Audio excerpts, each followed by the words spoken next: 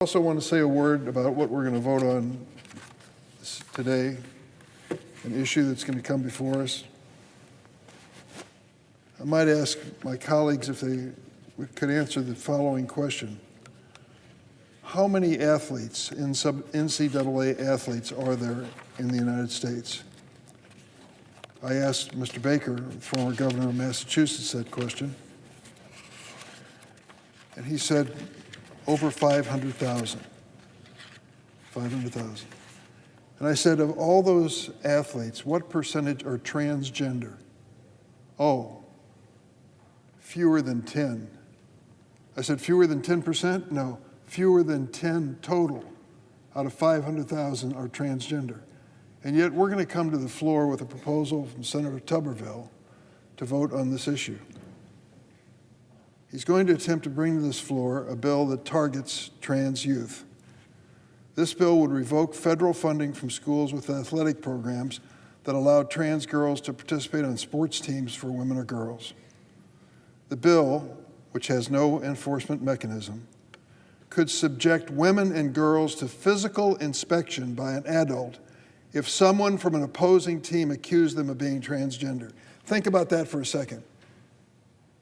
Your daughter, someone in your family, going to play a sport, and someone on the other team challenges them. That's not a little girl, that's a transgender boy.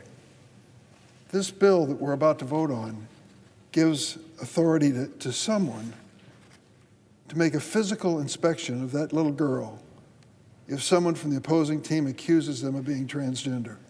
Does that sound a little extreme to you? Well, it sure does to me too. This infringes on the privacy of girls and women and is a dangerous use of the powers of government to target children and their families. Put yourself in the shoes of these families for just a moment.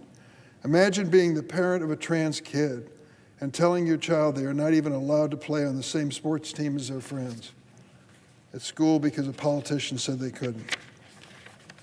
Coincidentally, Madam President, I had a hearing on this subject, and in 2023, a teenager named Harley Walker, a 16-year-old transgender girl from the state of Alabama, spoke with an unwavering voice in front of the Senate Judiciary Committee about what it was like to be one of the children who are affected by these anti-transgender laws.